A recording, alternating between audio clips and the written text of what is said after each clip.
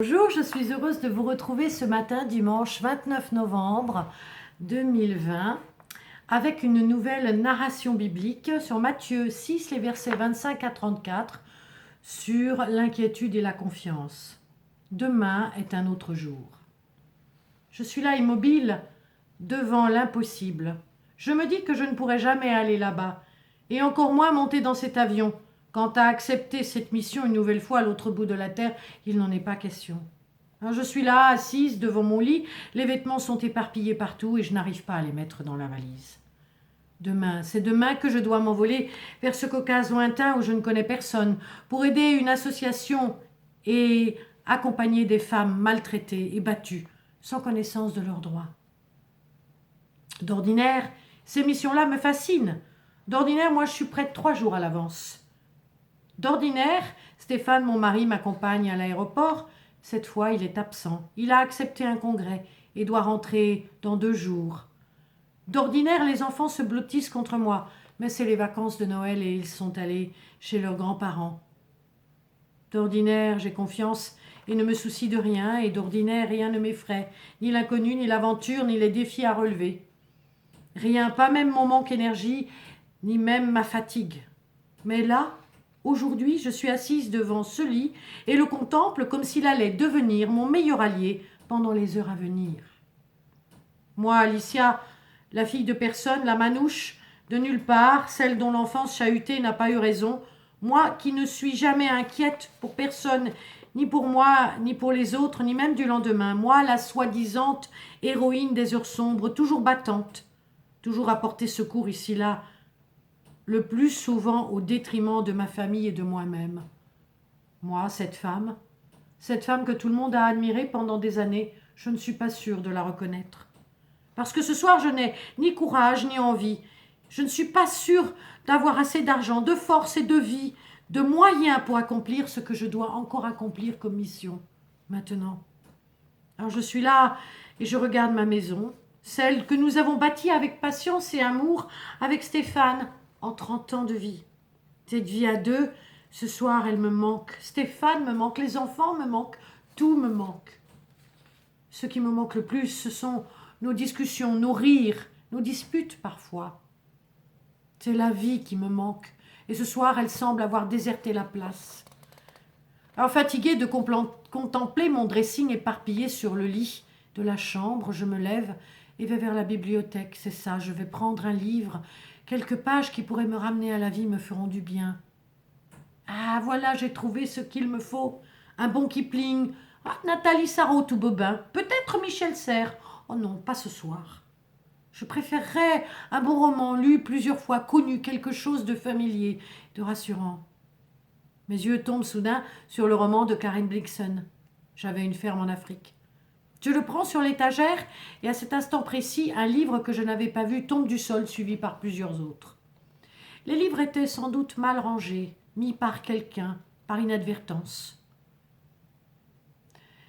Je le regarde et je vois sa couverture sombre, plastifiée. Elle tombe en morceaux. Quand je prends le livre, un marque-page s'en échappe. Je le regarde étonné. Il ne me dit rien. Je ne l'ai jamais vu.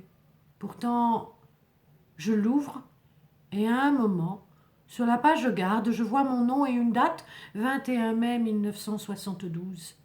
Ah, j'avais complètement oublié ma Bible de confirmation, et ce jour-là, notre pasteur me l'a remise, avec un marque-page, pour marquer l'endroit du texte que j'avais choisi. J'ouvre la Bible avec précaution. Je retrouve la page du texte que j'avais choisi 45 ans auparavant. Puis je feuillette doucement celle-ci. J'enlève la poussière de la couverture, la retourne dans tous les sens. Je trouve un rouleau de scotch mis à côté, je recolle celle-ci. Plus tard, je referai la couverture comme se refait celle des livres abîmés. Je m'assois près de la cheminée. Mon cœur bat à tout rompre, comme si j'étais sur le point de rencontrer une personne importante. Je regarde la Bible, je la hume, je la serre dans ma main. Elle est petite, et les caractères aussi. Je prends mes lunettes posées sur le guéridon près du fauteuil, les chausse, et cette fois, je me lance dans la lecture de ce texte qui se termine par « Ne vous inquiétez pas du lendemain, le lendemain s'occupera bien de lui-même ». C'est cela dont j'avais besoin, me reconnecter à ce que j'ai négligé depuis tant d'années, la question de la présence de Dieu et de la confiance qui l'accompagne. C'est cela la confiance en lui, ce dont j'avais besoin, mais aussi en moi. Je savais bien que l'un n'allait pas sans l'autre, même si cela ne peut se dire ou s'exprimer avec des mots simples. C'est que cette situation-là n'est jamais simple.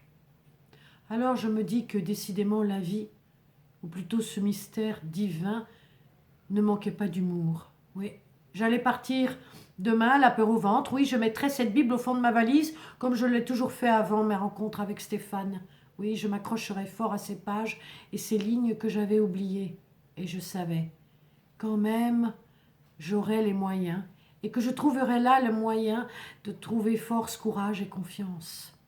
Je serrai le vieux livre contre moi, quand tout à coup la porte du vestibule s'ouvre et des pas résonnent dans l'entrée. Un homme passe la tête par l'embrasure de la porte du salon où je suis. Il entre. « Stéphane, tu es là !» Je me lève et me jette à son cou et lui demande « Mais, dis-moi, tu ne devais pas rentrer que dans 2 jours ?»« Si, me dit-il, mais je voulais être avec toi ce soir et demain, avant que tu ne partes pour ta dernière escapade lointaine. Et puis on est tous les deux pour une fois, les enfants ne sont pas avec nous. Alors j'ai décidé d'écourter mon séminaire, me dit-il en souriant. Je le regarde heureuse et lui demande « Tu es sûre qu'il ne te manque rien et que cela ne sera pas grave pour ton travail si je ne suis pas là pendant 3 mois? Tu es sûre que demain tu pourras m'accompagner? Tu es sûre d'avoir ce qu'il te faut pour vivre sans moi 3 mois? Es-tu sûre qu'il y a assez d'essence dans la voiture? Es-tu sûre d'avoir tes papiers? Es-tu sûre de... » Tais-toi, je suis sûre, ça va aller. Je peux même te dire ce que tu me répétais sans cesse au début de notre relation. Stéphane, ne t'inquiète pas du lendemain, parce que de toute façon, avant que toi tu ne le fasses, il s'inquiétera de lui-même. Ce devait être cela, la confiance, ce quelque chose que j'avais perdu au fur et à mesure que les années passaient. Je ne disais pas que comme par magie je la retrouverais, mais je savais que je pourrais toujours, dans ces jours à venir, y travailler, relire, me remémorer ces instants ou ces quelques lignes d'un livre qui serait désormais dans les jours à venir caché au fond de mon sac. Il fait nuit noire. Il est 17h30. Nous sommes le 3 janvier 2019. C'est un vendredi soir. Je suis à l'aéroport dans l'escalator. Stéphane ne me quitte pas des yeux jusqu'à ce que j'ai franchi les portes de contrôle. Je pars, la peur au ventre, mais sans inquiétude particulière. Je sais depuis peu que l'on ne maîtrise pas le temps, pas les jours, et encore moins les événements qui le constituent. Je lui souris, lui lance un dernier regard et présente mon passeport au steward. Et me dit, en regardant autour de moi, que décidément peu de choses m'appartiennent, excepté celle d'avoir choisi d'accepter cette dernière mission, loin de tout, mais avec moi-même et peut-être avec lui, le tout autre. Moi, Cécilia, la nomade, je me laisse glisser sans ne penser à rien d'autre, sur les ailes du vent. Ce vent-là même que j'appelle le vent de l'esprit ou le souffle de Dieu, qui nous met en route bien souvent. Confiance sera le maître mot de cette aventure à vivre et à transmettre une dernière mission loin de chez moi. Je vérifie que ma Bible est bien dans la petite poche de mon sac à main. Je ne la poserai plus jamais n'importe où, au fond d'un tiroir ou sur une étagère. Tout est bien. Je pars sans savoir de quoi demain sera fait et sans m'en soucier, parce que de toute façon, je ne peux rien y faire. Pour la première fois depuis longtemps, sans doute, je ne me sens pas seule. Demain s'occupera de lui-même, mais aujourd'hui, il a pris soin de moi.